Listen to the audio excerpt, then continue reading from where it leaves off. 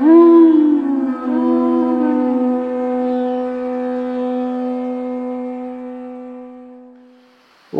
अज्ञानातिमिरान्धस्य ज्ञानाञ्जनशलाकया चक्षुरुन्मीलितं येन तस्मै श्रीगुरुवे नमः।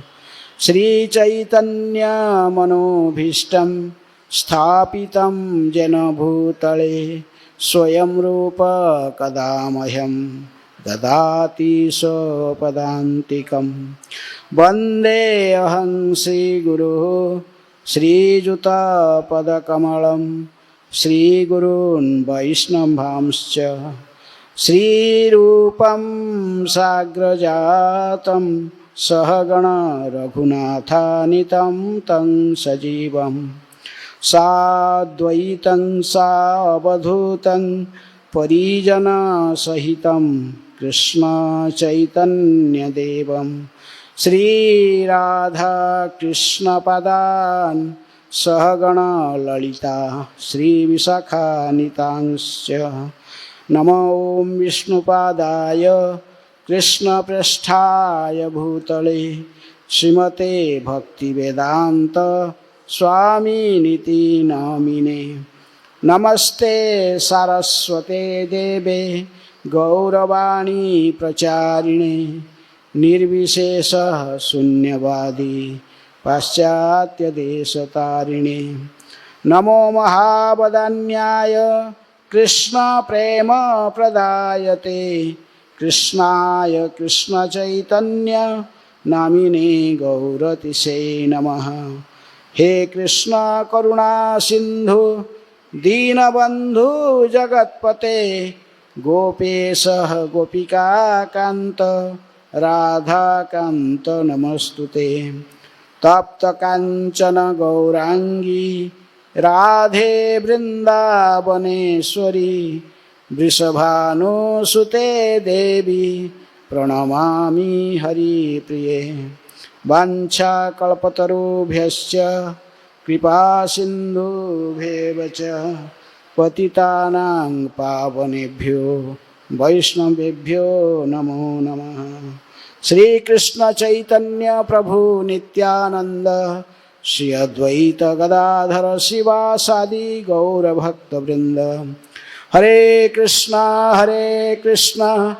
कृष्णा कृष्णा हरे हरे हरे राम राम राम हरे हरे। हरे कृष्णा। ये हिंदी भगवद गीता की कक्षा की आज तीसरा दिन है बलराम हॉल में। तो आज मुझे इस पहला अध्याय की तीसरे श्लोक श्रीमद् भगवद गीता जथारूप। गीता शब्द का अर्थ क्या? भगवद गीता, दो शब्द आता भगवत गीता। भगवत तो आप समझ रहे कि भगवान, लेकिन गीता किसी की गाया हुआ गीत को गीता कहते हैं। तो किसका गाया हुआ गीत है? भगवान श्री कृष्ण के द्वारा गाया हुआ। लेकिन इसमें तो दूसरे लोगों का भी है ना, लेकिन मुख्य रूप में भगवान है। ये गाया हुआ गीत गीता कहते, क्योंकि ऐसे गीत अनेक दूसरे के ही गीता है और कई गीता, उद्धव गीता, अष्टवक्र गीता, कई गीता आजकल मार्केट में जाओगे तो बहुत गीता मिलेगा आपको। तो वहाँ पर कोई दूसरे लोग गाया उस गीता को, लेकिन ये गीता को स्वयं भगवान ने गाए हैं। इसके बाद इसमें दूसरे बाजार में देखोगे तो गीता के नीचे फिर इसमें क्या लिखा हुआ? जथा रूप, एज इट इज। इसमें जैसा ही भगवान ने कहा, इसमें ऐसा ही एज इट इज इसको प्रस्तुत किया गया।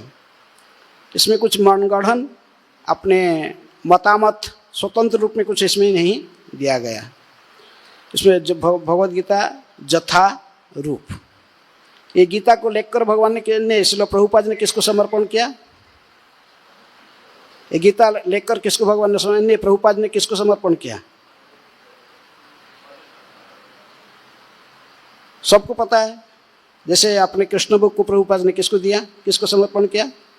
अपने पिताजी गौर मोहन देव को समर्पण किए। जैसे भागवत लेकर अपने गुरु महाराज को, तो इस प्रकार इसे भगवत गीता को लेकर प्रभुपाद जी ने समर्पण कर रहे इसको बलदेव। बलदेव विद्याभूषण कौन है?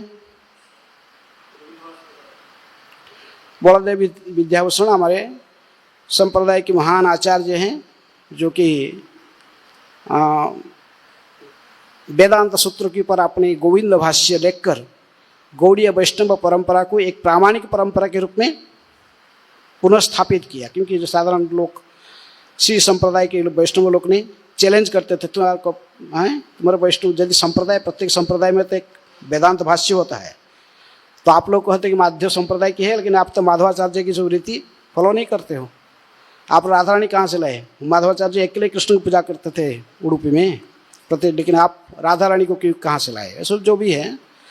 तो लेकिन उस जुक्ति मैंने उनको वो वेदांत भाष्य देखना चाहते थे, तो इन्होंने लिख के दिया उनको।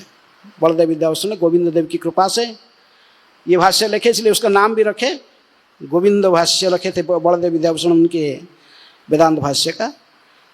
तो इसलिए प्रभुपाद जी ने गीता लेकर उन्हीं को ही समर्पण करते हैं। प्रभुपाद जी गीता जो लिखते हैं तात्पर्य, भक्ति वेदांत तात्पर्य, इसमें प्राय 70% जो तात्पर्य है बलदेव विद्याभूषण की टीका से लिया हुआ है, और कुछ विश्वनाथ चक्रवर्ती ठाकुर की टीका से और अन्य आचार्यों की टीका से ली गई। लेकिन मुख्य रूप से बलदेव विद्याभूषण की जो गीताभूषण भाष्य है, तो उससे प्राय 70% प्रभुपाद ने प्राय उसी भाष्य से लिए हैं। तो इसलिए ये गीता लेकर, मैंने जथा रूप लेकर फिर प्रभुपाद ने इसको बलदेव विद्याभूषण को समर्पित किए हैं। इसलिए भगवद गीता जथा रूप। भगवद गीता में कितनी अध्याय हैं, कितना श्लोक है? ये भगवद गीता कोई स्वतंत्र पुस्तक की है और एक स्वतंत्र पुस्तक है या किसी अन्य पुस्तक से ये लिया गया? ये स्वतंत्र ऐसे किताब कोई वजह ऐसा नहीं है, ये महाभारत का ही अंश है। महाभारत क्या है? भागवत से नहीं, भागवत से नहीं, ये महाभारत का अंश है। महाभारत के 18 पर्व से भीष्म पर्व, महाभारत के 18 पर्व से भीष्म पर्व के 25वें अध्याय से लेकर 42वें अध्याय तक कृष्ण अर्जुन संवाद, जो महाभारत का जो 25वें अध्याय से लेकर 42वें अध्याय तक जो कृष्ण अर्जुन संवाद है, उसी को ही भगवद गीता के रूप में हमें जानते हैं। ये महाभारत का ही अंश है, तो महाभारत से इसको लिया गया। इसको कभी कभी इसलिए संक्षेप में इसको कभी कभी गीतोपनिषद भी कहा जाता है। तो इसलिए ये महाभारत का अंश है। महाभारत भीष्म पर्व से 25वें अध्याय से 42वें अध्याय तक भगवद गीता है। उसी कृष्ण अर्जुन संवाद को ही भगवद गीता कहते हैं। और ये महाभारत, ये गीता जब कहे थे, वक्ता कौन है, श्रोता कौन है? भगवद गीता की वक्ता श्रोता कौन है?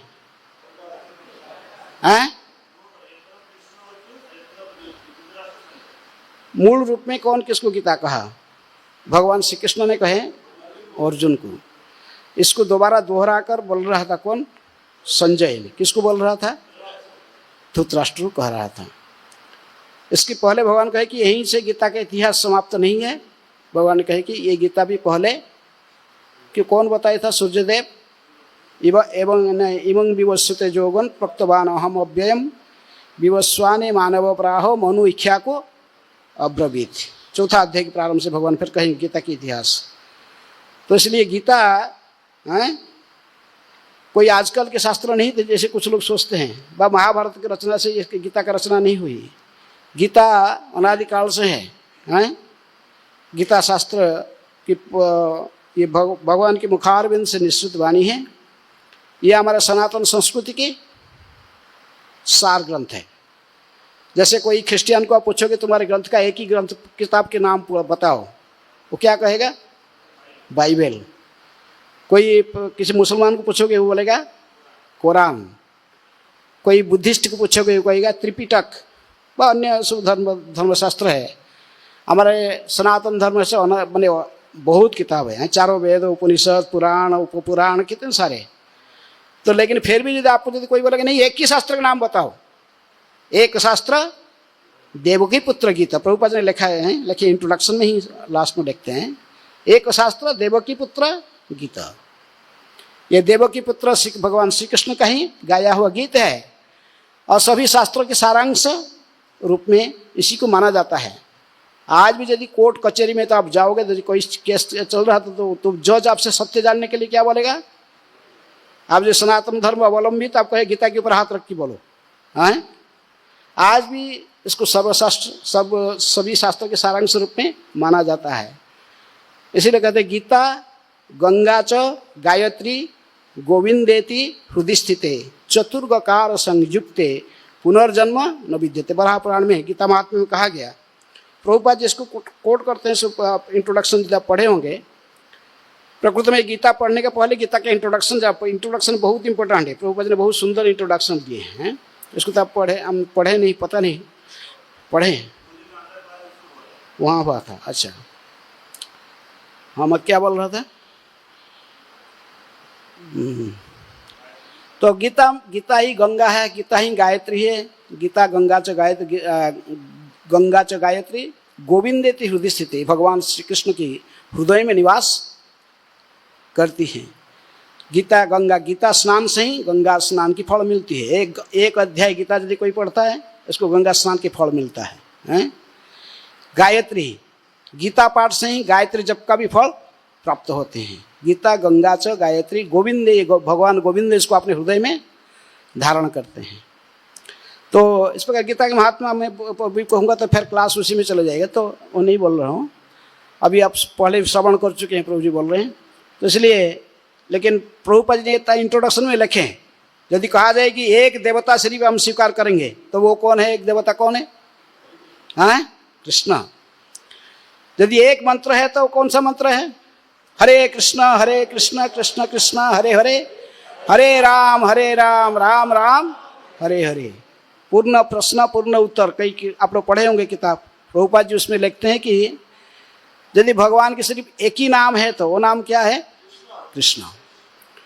तो इसलिए भगवद गीता के बारे में आप बहुत कुछ जानते हैं। गीता के बहुत कमेंटेटर हैं, हजारों कमेंटेटर हैं। लेकिन आप देख सकते को ये गीता की प्रचार कैसे सारा विश्व में प्रचार हो रहा है, क्योंकि कृष्ण शक्ति बिना न है तार प्रवर्तन। जब तक भगवान किसको स्वयं मंजूर नहीं कर सकती, नहीं देते, तो प्रचार नहीं हो सकता है। इसलिए कई लोग, कई पॉलिटिशियन भी सब गीता के ऊपर भाष्य लिखे हैं। बड़े बड़े पॉलिटिशियन, राजनीतिज्ञ लोग भी गीता हैं, नेता लोग भी गीता लेके चलते हाथ में हैं। महात्मा गांधी जो हमारा भारत के राष्ट्रपिता माने जाते, तो वो भी जब चलते थे क्या गीता लेके साथ में चलते थे। साथ में गीता से ही बड़े बड़े लोग कहते हैं, गीता से ही हमको सब प्रेरणा मिलता है। तो इसलिए गीता बड़े महत्वपूर्ण शास्त्र है और हम सनातन धर्म अवलंबी लोगों के लिए सबसे पवित्र ग्रंथ है। प्रत्येक व्यक्ति के पास में गीता सदा सदा के लिए रहना चाहिए। गीता ही हमको मार्गदर्शन कराता है। तो इसमें 18 अध्याय है। उसमें से आचार्य लोग ने जैसे इनको विभाजित किया है, पहला 6 अध्याय को निष्काम कर्मयोग कहा गया। बीच में जो 7वें अध्याय से 12वें अध्याय, ये बीच वाले 6 अध्याय को भक्ति योग, इसमें विशुद्ध भक्ति की चर्चा की गई है।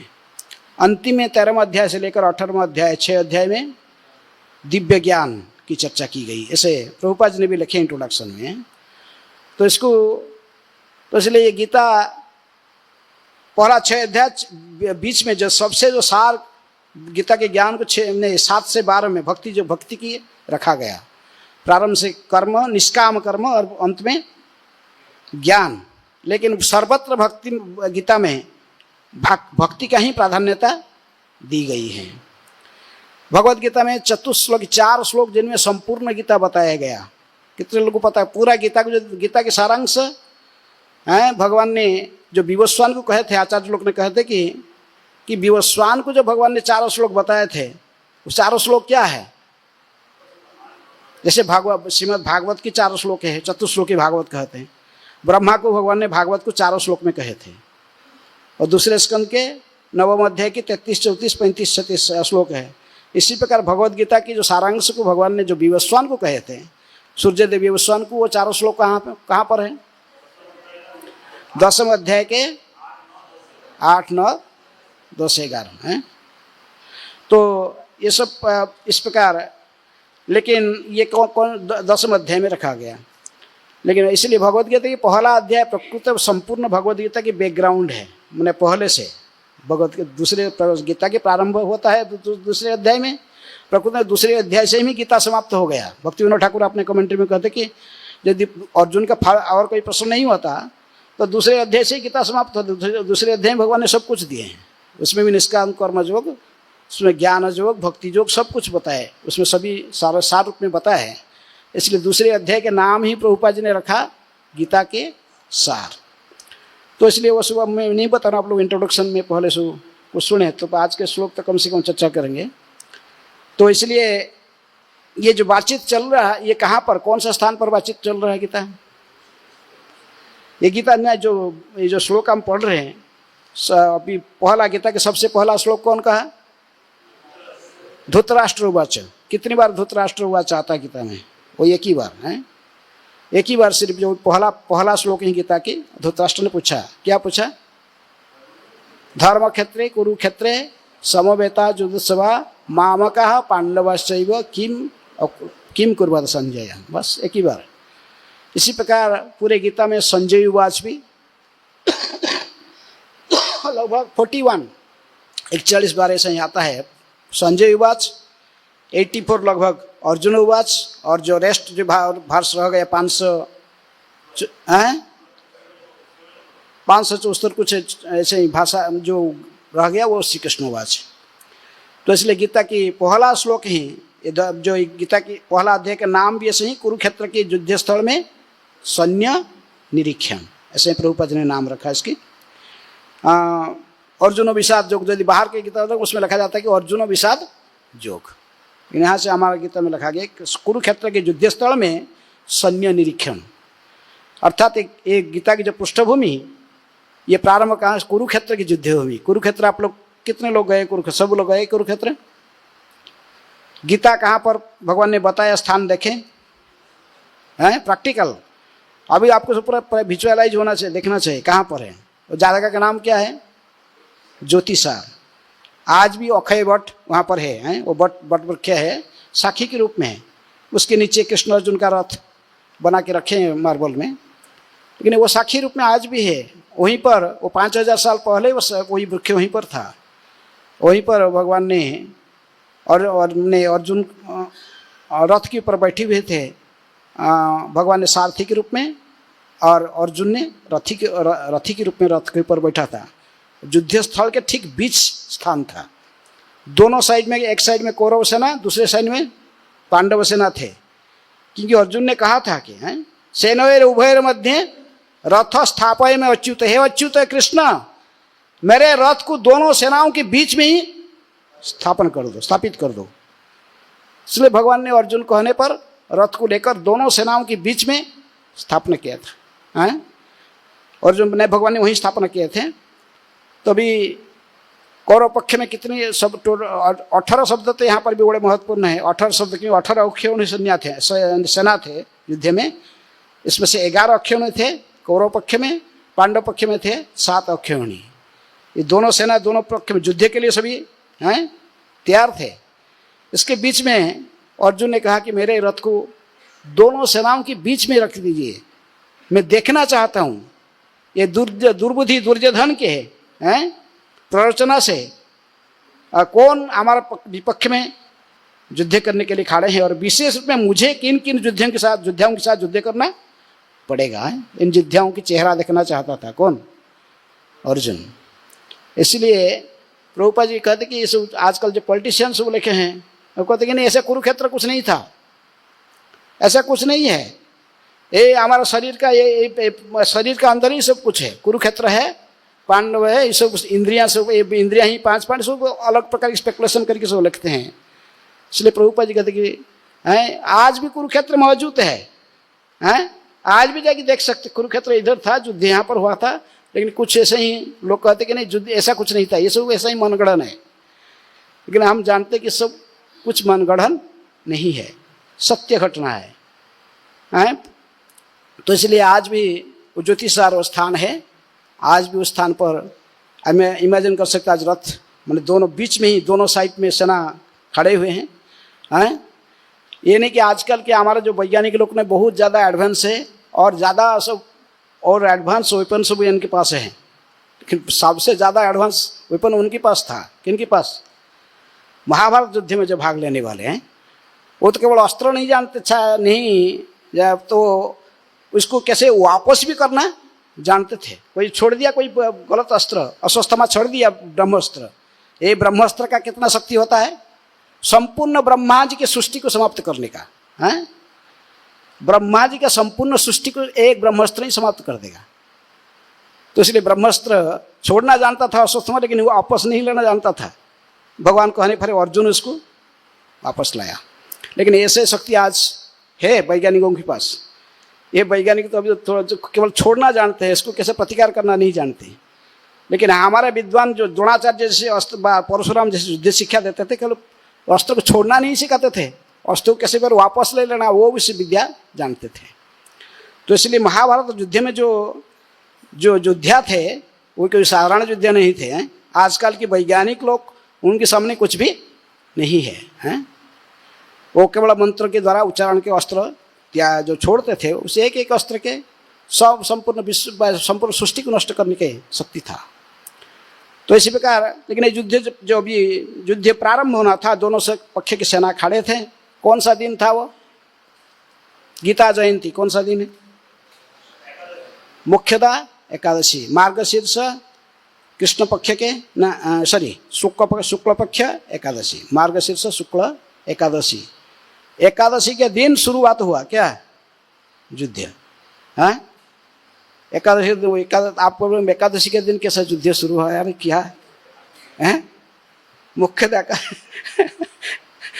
तो दोनों सेना खड़े हुए दोनों पक्ष में, और भगवान अर्जुन का रथ ले कहे कि अर्जुन कहा जैसे रथ को स्थापना कर दिए, सारथी के रूप में आपने भूमिका निभाए। तभी दुर्योधन देखा दोनों पक्ष के सैनिकों को, देखा कि तभी क्या देखा, पहले अब सब तो चर्चा करें बात में। अभी एक गीता के श्लोक, आज तीसरा श्लोक पढ़ेंगे। 2 श्लोक पहले पढ़ चुके हैं आप लोग, चर्चा हो चुका है कि श्लोक पहले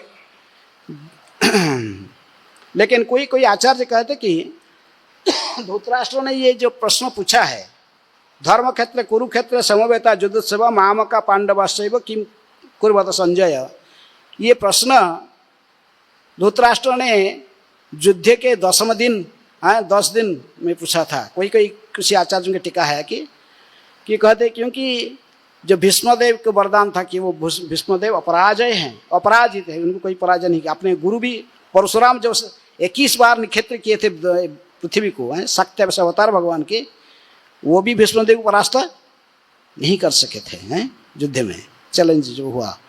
तो इसलिए भीष्मदेव अपराजय हैं और उनको इच्छा मृत्यु था। तो उनकी जो कौरव पक्ष में थे और मुख्य सेनापति की भूमिका निभा रहे थे, और भीष्मदेव संपूर्ण 18 दिन युद्ध में से 10 दिन तक सेनापति वो थे। महाभारत युद्ध के पहला 10 दिन का सेनापति भीष्मदेव थे। और 10वें दिन में जब भीष्मदेव का ही पतन हो गया, वो माने बाणों की सज्जा में इनको अर्जुन ने धराशायी कर दिया। खबर जो पहुंचा किसके पास? धृतराष्ट्र के पास पहुंचा। कौन पहुंचाया? संजय।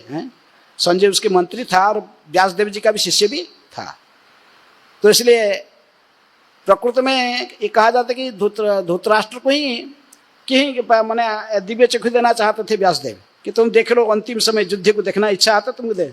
तो बोला नहीं, मैं देखना नहीं, मुझे मेरा मंत्री को इसको संजय को दे दीजिए, वो देखेगा और मुझे बता देगा। तो जो भी है, तो संजय देख रहा, दिव्य दृष्टि इसको प्राप्त था व्यासदेव जी की कृपा से। इसलिए वो देख कई जगह पर कमेंट्री में लोग लिखते नहीं, वो दिन में जाता था और शाम को वापस आ जाता था युद्ध में। कौन? संजय ने जाता था दिन में और शाम को वापस आके रिपोर्ट देता था। तो कोई कहे नहीं, ऐसा भी नहीं, कहीं कहते कि नहीं, वहीं बैठकर भी धृतराष्ट्र की कक्षा में बैठकर भी संजय को दिव्य दृष्टि के माध्यम से व्यासदेव जी वरदान के कारण वो देख सकता था युद्ध क्षेत्र में क्या होता है, वहाँ रिपोर्ट देता था। तो इसलिए जब 10 दिन में युद्ध हो गया तो पता चला कि 10वें दिन युद्ध में भीष्मदेव धराशायी हो गए सरसज्जा में, तभी उसके मन में, धृतराष्ट्र के मन में संशय आ गया, ये कैसा संभव हुआ। वो उसको विश्वास नहीं कर पाता था, ये कैसा संभव हो सकता है, हैं?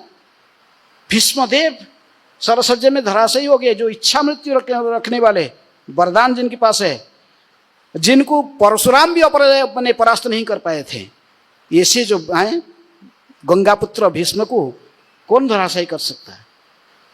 तभी उनको याद आया, अरे युद्ध कहां पर हो रहा है, हैं? कुरुक्षेत्र अनादिकाल से इसको लोग जानते, किस रूप में? धर्म क्षेत्र में। धर्म कुरुक्षेत्र, धर्म यानी धर्म क्षेत्र कुरुक्षेत्र है, इसलिए कहते कि धर्म क्षेत्र है। कुरुक्षेत्र अनादिकाल से ही धर्म क्षेत्र है? और वही धर्म क्षेत्र में, कुरुक्षेत्र में मेरे पुत्र और पांडु के पुत्र एकत्रित हुए हैं, युद्ध इच्छा रखकर दोनों वहां पर समवेत युद्ध सभा है।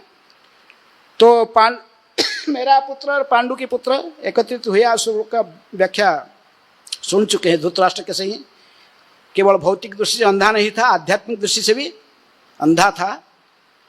यदि उसको दोनों को लालन पालन करने की भार दिया संपा गया था, पांडवों को और कौरवों को, लेकिन वो कहता मामका और पांडव, और अपने पुत्रों को केवल कुरुवंशी मानता है, पांडवों को अलग कर दिया।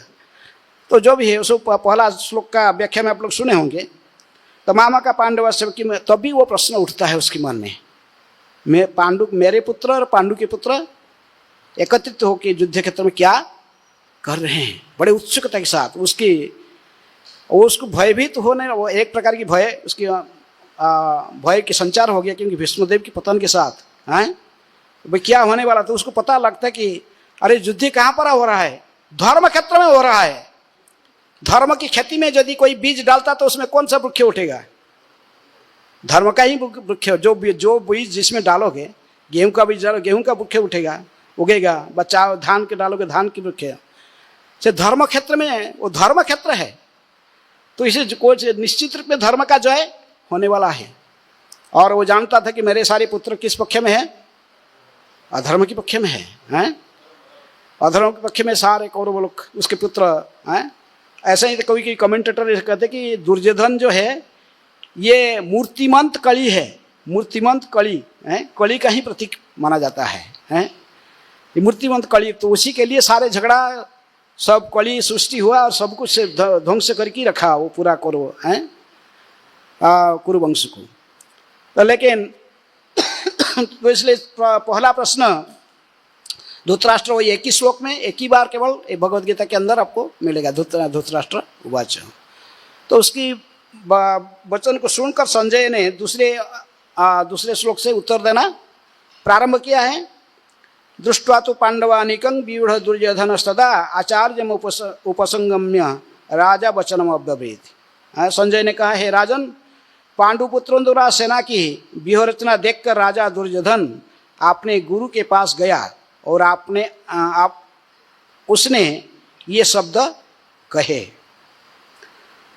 तो संजय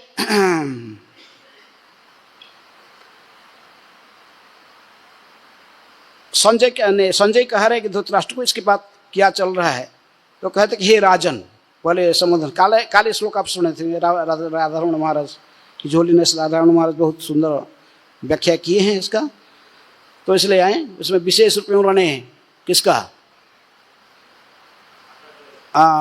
उसके पूरा इतिहास कहे, जो दोनों का शत्रुता है, द्रोणाचार्य और द्रौपद का शत्रुता के बारे में पूरा डिटेल उन्होंने कल कहा था, क्लास में कहे। तो संजय ने कहा, राजन, पांडुपुत्रों द्वारा सेना की व्यूह रचना अच्छा, इस व्यूह रचना को देखकर अभी दुर्योधन अपने गुरु के पास गया, आचार्य में उपसंगम्य राजा वचन अब्रवीत। आचार्य कौन है? द्रोणाचार्य। तो मुख्य सेनापति कौन था पांडव पक्ष में? नहीं, सॉरी, कौरव सेना में कौन सेनापति था? भीष्मदेव। इसको कहा भीष्मदेव के पास न जाकर क्यों गया द्रोणाचार्य के पास? कुछ बोलने के लिए होता है, कुछ बोलना है, युद्ध के प्रारंभ करने सेनापति के साथ जाएगी बोलना चाहिए, उनको जाएगी बोलेगा, वो अपने सेनाओं की बताएंगे। लेकिन दुर्योधन कहाँ किसके पास गया है? द्रोणाचार्य के पास। क्यों? हाँ, इसी से उसका कूटनीति का जो कि माने प्रवीण कूटनीतिज्ञ है उसका परिचय दे रहा है। वो द्रोणाचार्य के पास जा रहा है, जानता है कि भीष्मदेव सेनापति है, लेकिन जानते भीष्मदेव माइंड नहीं करेंगे। लेकिन ये गुरु है कौन? द्रोणाचार्य बहुत बड़े धनुधर है। हाँ, ये सभी पांडवों को और कौरवों को सबको वो युद्ध शिक्षा उन्होंने दिया। यहाँ तक कि पांडव पक्ष की जो सेनापति है धृष्टद्युम्न का भी वो गुरु है, और वो भी परशुराम शिष्य, और भीष्मदेव भी परशुराम शिष्य है। तो इसलिए कहीं इन्फीरियरिटी फीलिंग है, दुर्योधन ने मुझे इन्फीरियर पोजीशन में रख दिया है। तो इसलिए उन्होंने दुर्योधन पहले द्रोणाचार्य के पास जाता है, जाके उनको पहले बताता है कि उनको बताया क्या बताया, आज दूसरे श्लोक में, आज का श्लोक में बताएंगे। तीसरा श्लोक हम पढ़ते हैं। पश्येतांग पांडुपुत्राणां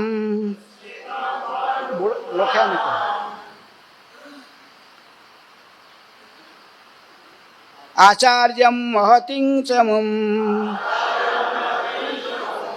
व्यूढां द्रुपदपुत्रेण तव शिष्येण धीमता पश्येतां पांडुपुत्राणां आचार्य महतिं च मुं व्यूढां द्रुपदपुत्रेण तव शिष्येण धीमता पश्येतां पांडुपुत्राणां आचार्य महतिं च मुं व्यूढां द्रुपदपुत्रेण तव शिष्येण धीमता। शब्दार्थ।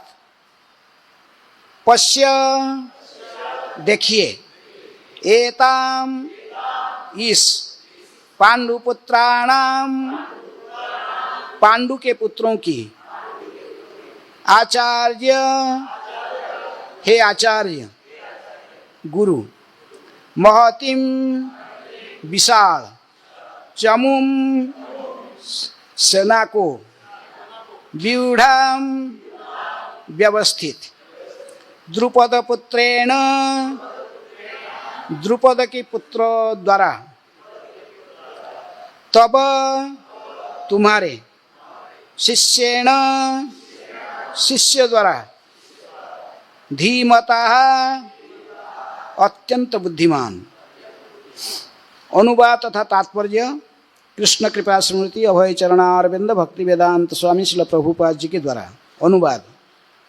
हे आचार्य, पांडुपुत्रों की विशाल सेना को देखें, जिसे आपके बुद्धिमान शिष्य द्रुपद के पुत्र ने इतनी कौशल से व्यवस्थित किया है। दोहराइए। हे आचार्य, पांडुपुत्रों की विशाल सेना को देखें, जिसे आपके बुद्धिमान शिष्य द्रुपद के पुत्र ने इतने कौशल से व्यवस्थित किया है। तात्पर्य। परम राजनीतिज्ञ दुर्योधन महान ब्राह्मण सेनापति द्रोणाचार्य के दोषों को इंगित करना चाहता था। दुर्योधन की पत्नी द्रौपदी के अर्जुन की पत्नी द्रौपदी के पिता राजा द्रुपद के साथ द्रोणाचार्य का कुछ राजनैतिक झगड़ा था। इस झगड़े के फलस्वरूप द्रुपद ने एक महान यज्ञ संपन्न किया, जिससे उसे एक ऐसा पुत्र प्राप्त होने का वरदान मिला जो द्रोणाचार्य का वध कर सके। द्रोणाचार्य इसे भली भांति जानते थे, किंतु जब द्रुपद का पुत्र धृष्टद्युम्न युद्ध शिक्षा के लिए उनको सौंपा गया, तो द्रोणाचार्य को उससे अपने सारे सैनिक रहस्य व युद्ध रहस्य सारे सैनिक रहस्य प्रदान करने में कोई झिझक नहीं हुई। अब धृष्टद्युम्न कुरुक्षेत्र की युद्ध भूमि में पांडवों का पक्ष ले रहा था और उसने द्रोणाचार्य से जो कला सीखी थी उसी के आधार पर उसने यह व्यूह रचना की थी। दुर्योधन ने द्रोणाचार्य की इस दुर्बलता की ओर इंगित किया, जिससे वह युद्ध में सजग रहे और समझौता न करें। इसके द्वारा वह द्रोणाचार्य को यह भी बताना चाह रहा था कि कहीं वह अपने प्रिय शिष्य पांडवों के प्रति युद्ध में उदारता न देखा बैठे। विशेष रूप से अर्जुन उसका अत्यंत प्रिय एवं तेजस्वी शिष्य था। दुर्योधन ने यह भी चेतावनी दी कि युद्ध में इस प्रकार की उदारता से हार ही हो सकती है। तो दुर्योधन एक कुशल राजनीतिज्ञ था, तो इसलिए इसको पता था कि यदि विशेष रूप में द्रोणाचार्य और भीष्मदेव तथा कृपाचार्य ये इनकी पक्ष में है, कौरव पक्ष में लड़ रहे हैं, लेकिन इनकी स्नेह था किनके प्रति? पांडवों के प्रति। क्योंकि द्रोणाचार्य जितनी लोगों को भी युद्ध शिक्षा सिखाए थे, उनमें से सर्वश्रेष्ठ धनुर्धर के रूप में वो स्वयं ही किसको कहे थे? अर्जुन को ही स्वयं द्रोणाचार्य ने आशीर्वाद दिए थे। आशीर्वाद देकर उसको कहे थे, तुम ही मेरे शिष्य में से सर्वश्रेष्ठ धनुर्धर हो। तो इसलिए सर्वश्रेष्ठ धनुर्धर के रूप में अर्जुन को कहते, अर्जुन के प्रति उनकी स्नेह था, जानते थे। इसके साथ साथ उन्होंने और सभी पांडवों के प्रति स्नेह भाव रखते थे। पांडव माने विशेष में भीष्मदेव भी, जब भी कुरु युद्ध का महाभारत युद्ध का प्रारंभ होने का पहले युधिष्ठिर और पांडव लोग ने जाकर पहले इनको सब प्रणाम किए। पहले भीष्मदेव को, द्रोणाचार्य को और सभी ये सब वरिष्ठ कृपाचार्य सबको प्रणाम करके आशीर्वाद लिए। क्या आशीर्वाद दिए सब लोग? सभी लोग इनको आशीर्वाद दिए, विजयी भव। विजयी भव जानते थे वो उन विपक्ष में है, लेकिन फिर भी उन्होंने आशीर्वाद दिए विजयी भव। लेकिन दुर्योधन सबको प्रणाम करके जाता था, तो कोई इसको क्या आशीर्वाद देते थे? इसको क्या कहते थे? आयुष्मान भव, आयुष्मान भव। लेकिन इसको विजयी भव कोई आशीर्वाद नहीं दिया। किसको? यहाँ तक कि उनके माँ, उसकी माँ है कौन? गांधारी, उन्होंने भी नहीं। सभी खड़े आशीर्वाद दे रहे थे कि आयुष्मान भव। तो दुर्योधन उस समय से जानता था कि ये सब कृपा कौन है? द्रोणाचार्य, इनकी सहज ममता है किनके प्रति? पांडवों के प्रति। इसलिए युद्ध के प्रारंभ से वो आके इनको सतर्क कर रहा था। पहले आके पहुंचा उनके पास में। एक तो देखा कि यदि सेनापति नहीं है, सेनापति भीष्मदेव है, लेकिन कहीं इनका मन में और कोई दुख होगा कि दोनों परशुराम शिष्य है और ये ब्राह्मण है, वो लेकिन उनको दिया गया सेनापति का पद। तो इसलिए पहले आकर इनको भी देखिए भीष्मदेव माइंड नहीं करेंगे, तो आके इसलिए द्रोणाचार्य को आके पहले अपने सम्मान ज्ञापन करके उनको उनको बधाई ज्ञापन करके फिर इनको बता रहा है, कुछ बताना जा रहा है, लेकिन बताने के क्षण में उनकी वीकनेस को भी बता रहा। देखो ये जो क्या, तुम तो पहले से तो मुझे तो विजय भी आशीर्वाद तो दिया ही नहीं, तो मैं जानता हूँ, लेकिन अभी कम से कम अभी से सतर्क हो जाओ, युद्ध प्रारंभ होने वाला है। अभी शंख बाजा नहीं बजने वाले सो, लेकिन आप अभी सतर्क हो जाओ कि जिसको आप देखिए, आपका ये विपक्ष में जो सेनापति है कौन? धृष्टद्युम्न, वो आपका ही शिष्य है। तब शिष्य न धीमता, आपका ही शिष्य है। इसको युद्ध शिक्षा कौन सिखाया? आपको पता था कि ये ही मेरा मृत्यु का कारण बनेगा। कौन? दुष्टद्युम्न। प्रभुपाद तात्पर्य लिखते हैं कि अकाल आप लोग को स्टोरी सुने हुए, कहानी सुने हैं कि वो जब ये उनको पकड़ के लाए तो सारे पांडवों ने कृपा ने द्रोणाचार्य कहने पर सभी उनके शिष्य लोग गए, सब पांडव लोग सब जाकर पकड़ के उसको ले आए। किसको? द्रौपदी को पकड़ के उनके सामने लाकर डाल दिए थे। डाल दिए थे तो उनको तो बहुत मैंने अपमान तो हुआ, इसके बाद छोड़ तो दिए, लेकिन उनको आधा राज्य वो देने के लिए बोले थे जो पहले राज्य तो ऐसे बोल तो दिए कि राज्य तो कोई लिया नहीं लेकिन उनकी क्षत्रियों की मन में तो बहुत प्रतिशोध की भावना होती है, हैं? तो क्षत्रियों के पास में युद्ध क्षेत्र में क्या है कि 2 ऑप्शन रहता है, मरेगा नहीं तो मरेगा। अपमान उनके लिए बहुत बड़ा, मृत्यु से भी अधिक दुखदायी होता है। तो छोड़ दिए और जाकर फिर प्रतिशोध लेने के वो विचार करके ही बहुत बड़े यज्ञ के आयोजन किए, और वो यज्ञ से ही दोनों उत्पन्न हुए थे। कौन कौन? धृष्टद्युम्न और द्रौपदी। इनकी कोई माँ की गर्भ से इनके जन्म नहीं हुआ था, वो सीधे यज्ञाग्नि से प्रकट हुए थे। और तब से ये पता भी था कि इनको, द्रोणाचार्य को जानते थे कि किसी माँ की गर्भ से जन्म हुआ बेटा इनको नहीं मार सकता, ये पहले से इनको वरदान है। किसी माँ की गर्भ में कोई जन्म हुआ बेटा इनको किसी माने युद्ध क्षेत्र में रण से इनको युद्ध नीति में इनको परास्त नहीं कर सकता, कि वध भी इनको कोई नहीं कर सकता। तो इसलिए यज्ञ से उत्पन्न हुआ था। तब से इनको पता था कि ये धृष्टद्युम्न इनको इनका ही वध के कारण बनेगा, कि वो यज्ञ से उत्पन्न हुआ है। लेकिन ये जानते हुए भी जब प्रभुपाद तात्पर्य जब इनको फिर भेज दिया गया, वो द्रुपद ने इनको भेजे इनके पास में युद्ध शिक्षा लेने के लिए, तो ये मना नहीं किए। पहले एक को मना किए थे। किसको मना किए थे? एकलव्य को, क्योंकि ये क्षत्रिय नहीं था। वो तो क्षत्रिय नहीं, तो जो भी है ये इनको शिक्षा दे रहे थे, राजपुत्र है, और पांडवों को कौरवों को तो शिक्षा दे रहे थे। उनको कुछ लॉजिकल ग्राउंड नहीं था कि मना करने के, मना नहीं किए। जानते ऐसे ही मना नहीं कि नहीं मैं शिक्षा नहीं दूंगा, और शिक्षा देने के साथ कोई छल भी नहीं रखे कि उनको सब ज़्यादा जितने अर्जुन को सिखाए बा अन्य कौरव पुत्रों ने धृतराष्ट्र पुत्रों को सिखाए, इसमें से कुछ कड़ा कम सिखा दूंगा इसको, कुछ ऐसा नहीं।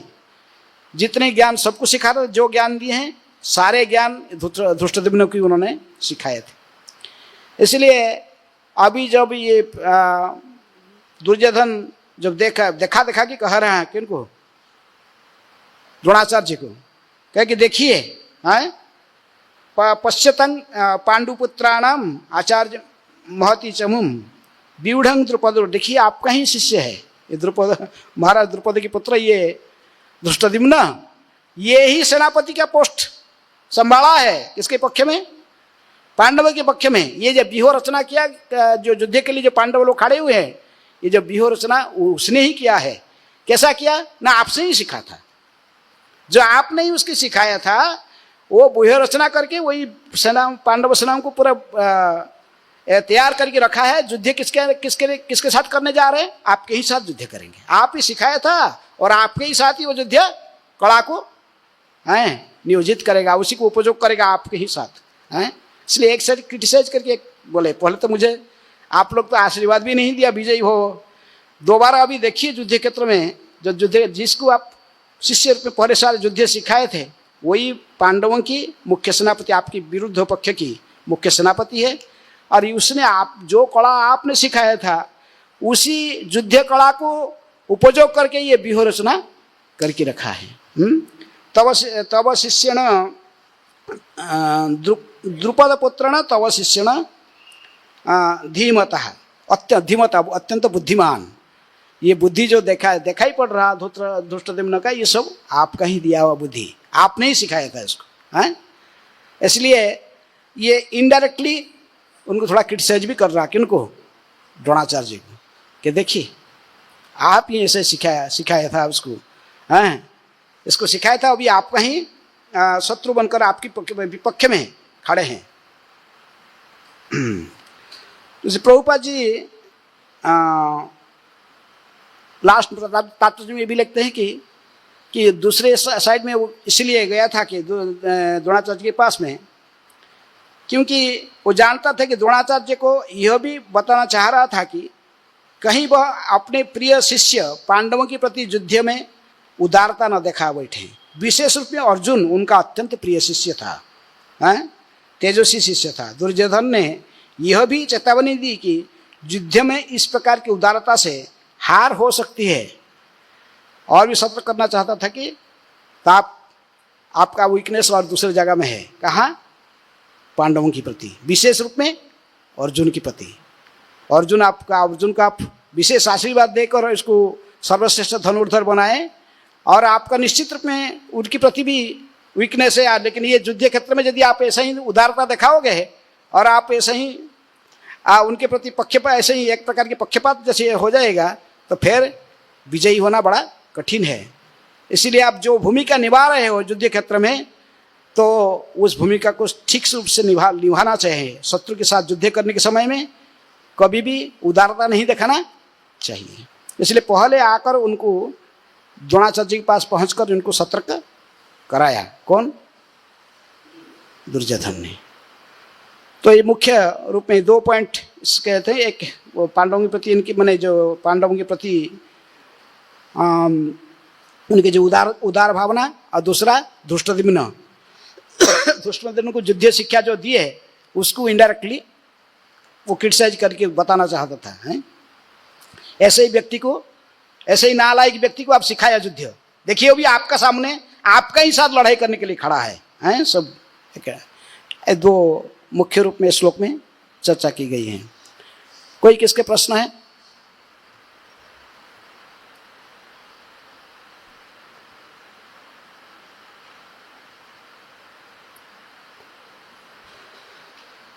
कोई प्रश्न है किसकी?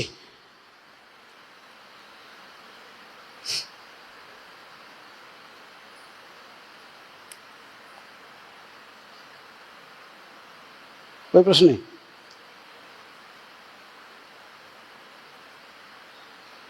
हैं? कितना दिन भीष्म सेनापति कितना दिन रहे युद्ध के? हैं? कौरव पक्ष के सेनापति कौन? नहीं, ये कौरव पक्ष के भीष्मदेव पहला 10 दिन के। इसके बाद कौन सेनापति बना? हैं? द्रोणाचार्य जी इसके बाद बने। द्रोणाचार्य जी के बाद कौन बना? हैं? कर्ण क्यों पहले, क्यों युद्ध किया था कर्ण पहले? भीष्मदेव जब तक सेनापति थे कर्ण को युद्ध में शामिल, क्योंकि जानते थे, भीष्मदेव को पता था है, कर्ण का पूरा इतिहास पता है, क्योंकि एक कुंती पुत्र है। ये बात दो लोग को पता था, कुंती माता कुंती को पता था, भगवान को पता था, और इनको पता था। किसको? भीष्मदेव जानते थे ये कुंती पुत्र है। कौन? कर्ण। क्योंकि वो जानते थे वो पांडवों को रक्षा करना चाहते थे। जानते कर्ण युद्ध क्षेत्र में उतरेगा तो बड़ा मुश्किल पड़ जाएगा। किसके? पांडवों के लिए है। एक तो भीष्म है, फिर द्रोण जो अर्जुन को बहुत भारी पड़ेगा। युद्ध कहाँ किसे कौन युद्ध करेगा? तो इसलिए जानबूझकर ही भीष्मदेव ने इसको मना कर बोले कि ये शूद्र क्या सूतपुत्र है, क्षेत्रीय नहीं है, जब तक मैं सेनापति रहूंगा ये युद्ध में नहीं आएगा। लेकिन भीष्मदेव को अच्छा से पता था कि सूर्यपुत्र है, सूतपुत्र नहीं। ये बात में कहेंगे। तो और पांडव पक्ष में सेनापति शुरू से अंतिम तक एक ही सेनापति कौन रहा? धृष्टद्युम्न पूरे युद्ध में सेनापति रहा है। युद्ध भूमि के लिए कुरुक्षेत्र क्यों चुना? क्योंकि साधारण कुरुक्षेत्र ऐतिहासिक क्षेत्र है। आजकल भी पानीपत युद्ध बने, सोनीपत के, आजकल के भारतीय इतिहास में भी देखोगे युद्ध क्षेत्र उसी लाइन में सारे युद्ध है। पानीपत युद्ध है, प्रथम सोनीपत युद्ध, पानीपत युद्ध सब है। पूरे सारे इतिहास, भारत इतिहास में जितनी बड़े बड़े युद्ध है उसी एरिया में, वो केवल रामायण के युद्ध छोड़कर ये सब इतिहास, आधुनिक इतिहास के जो पढ़ोगे भारत इतिहास में युद्ध सब उसी एरिया में है। इसके साथ साथ ये धर्म युद्ध ही था, है। ये युद्ध प्रकृति में धर्म का और अधर्म का युद्ध हो रहा था। धर्म के पक्ष में थे कौन? पांडव लोग। अधर्म के पक्ष में थे कौरव लोग। तो इसलिए धर्म और इसको निर्णय करने के लिए कुरुक्षेत्र ही सही स्थान था। दोनों पक्ष उसी क्षेत्र को चुने हैं, क्योंकि भगवान की इच्छा से भगवान जानते थे कि ये धर्म क्षेत्र में जो युद्ध होगा, भाई कुरुक्षेत्र में युद्ध होगा, निश्चित रूप में धर्म का ही विजय होगा, है। तो इसलिए उस स्थान को चुने, इसलिए धर्म क्षेत्र इसलिए कहा कि धर्म क्षेत्र है, कुरुक्षेत्र है। वहाँ जो युद्ध होगा निश्चित रूप में वहाँ पर किसका जय होगा? धर्म का ही जय होगा। तो ऐसे ही कई और कोई कारण है किसको पता है? हाँ, माइक दे सकते हैं।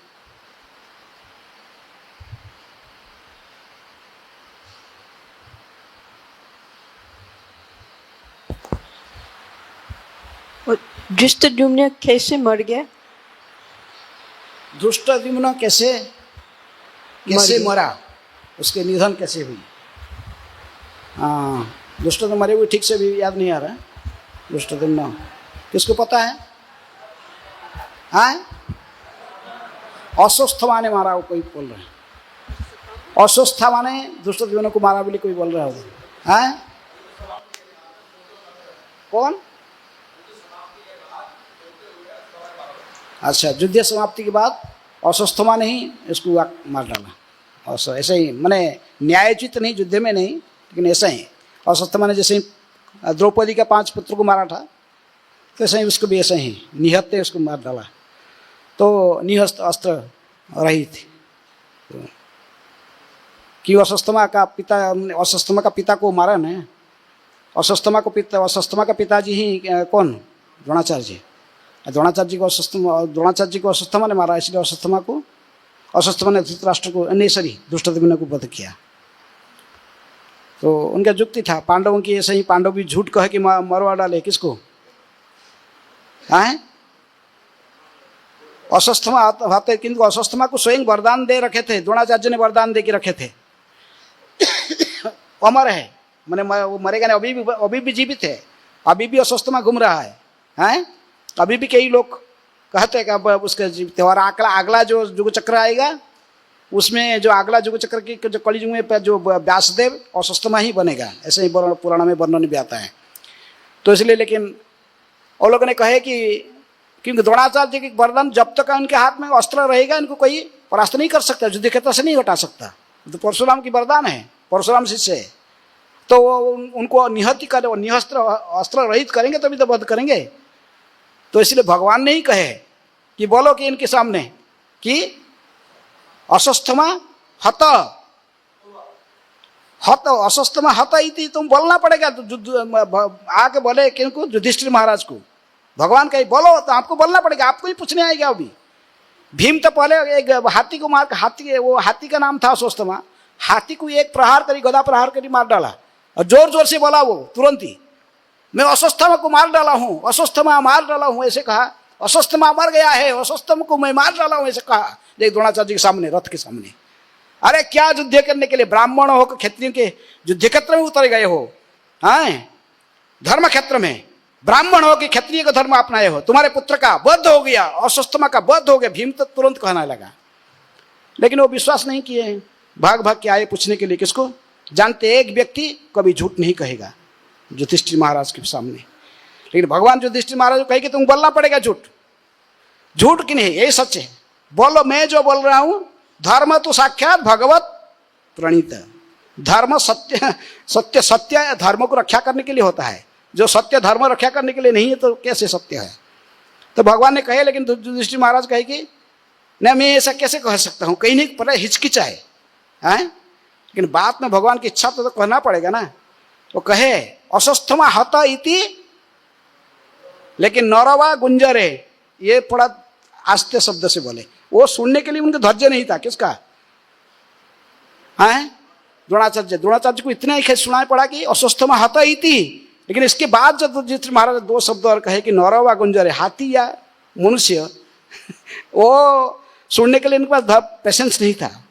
इतने ही सुनकर ही वस्त्र त्याग दिए सारे, क्योंकि भीम ने लड़का कि ब्राह्मण होकर क्षत्रियों की युद्ध क्षेत्र में उतारे हो, हैं, क्षत्रियों की युद्ध क्षेत्र में ब्राह्मण ठीक है, टीचर है, सिखाया, लेकिन युद्ध करने के लिए कैसे रण क्षेत्र में उतारे है ब्राह्मण होकर? तो इसलिए वो अस्त्र से छोड़कर ध्यान में बैठ गए। तो धृष्टद्युम्न खड्ग लेकर आया और उनकी गर्दन, जब मैंने सिर को शरीर से अलग कर दिया, गर्दन में प्रहार किया, मृत्यु हो गया। तो इसका बदला इसलिए अस्वस्थमा ने लिया, इसी रूप में उसको मार डाला धृष्टद्युम्न को, उन्होंने फिर मारा। तो इस प्रकार महाभारत बड़ा है, लेकिन फिर भी ये महाभारत, ये भारत का ही इतिहास है, भारत के इतिहास। ओके, और कोई प्रश्न है?